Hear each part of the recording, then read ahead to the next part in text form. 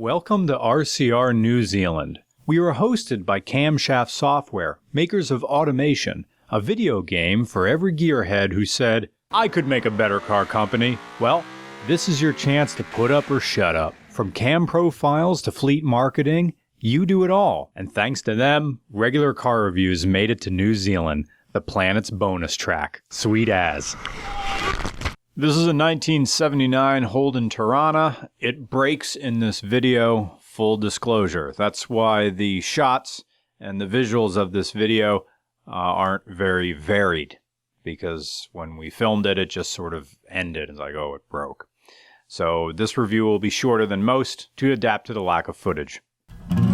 You're as cool as you wanna be inside this Torana, wishing for this Holden all day long. Behold, the Holden Torana, forged in a bygone era of pubic hair, when bands like Sister Sledge, Instant Funk, and the Village People roamed the earth. It's the mystical year 1979. Look into the Torana's gaping maw. Look into its tapestry of our future and despair as we rip ass on a road paved with good intentions. This is a resto mod. This Torana has the Holden 304, which comes fuel injected out of a Commodore. The thing that broke in this video is the transmission. Again, it's a Holden 304 running through a W Series Toyota gearbox. And the thing is, this isn't the first time this has happened with this car. The owner has tracked it and grenaded a transmission doing that. And then 3 days before we were supposed to film this,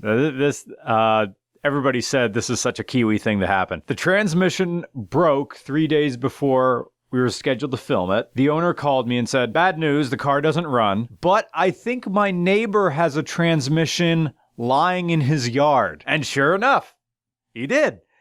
So, untested, this transmission goes into the car so it can move. And it moved enough to film something. The rear diff is out of a Ford and a race fuel system. With so many mods, this Torana needs a vehicle certification plate, which means if you modify a car in New Zealand, you have to have it inspected. You have to have a special inspection to certify its safety and overall fitness for the road. In Pennsylvania, we don't have this. Either it's inspected or it isn't. And if you're running classic plates, you don't even have to have your car inspected. Logan owned a Ford Capri at age 14, but he sold that when he saw this car at his local mechanic shop. So he sold his Capri to have some money to buy this. And he spent 4 or 5 years getting this car running, since really what he bought was a rolling shell. Although it did have this mythic battle scene airbrushed on the side when he bought it. So his fuel system has multiple fuel pumps mounted on the back of the fuel tank that lift the fuel into a surge tank. The intention is to approximate the function of a race fuel system, because he races this car in some sort of,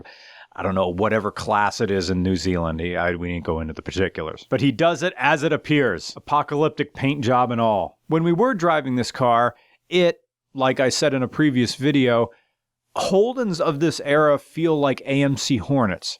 Miniature muscle cars. Holden Torana is about the size of a Fox body Mustang. It's a very mild-tuned Holden 304. It's only making about 165 kilowatts or 220 horsepower at the wheels, which really makes me wonder how weak a W Series Toyota transmission really is if it can't take that. But this Holden is going to continue chugging along despite what happened today. It's like that with my Falcon. It's like that with classic cars. You will never stop repairing them, but that's kind of the point. It's a thesis statement for a car like this. Classic cars are never going to stop being a work in progress.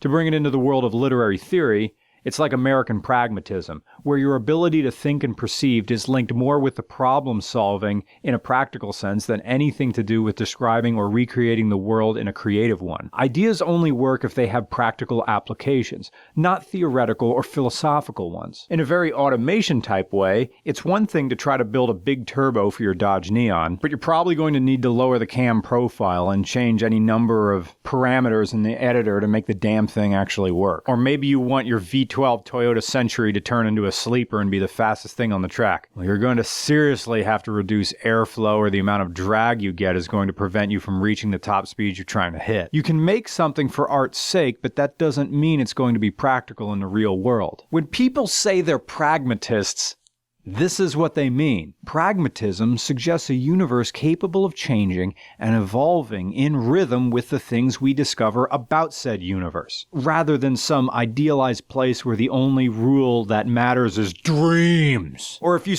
hear somebody say, "Oh, I'm a pragmatist," that's like idiots when they say pragmatism, they're saying, "Oh, I'm a hard ass. I never compromise. I'm a pragmatist." Pragmatism is the opposite of that. Pragmatism is roll with the changes by REO Speedwagon. Pragmatism is adapt or die. Pragmatism is never rash. And when this car broke, Logan was a pragmatist.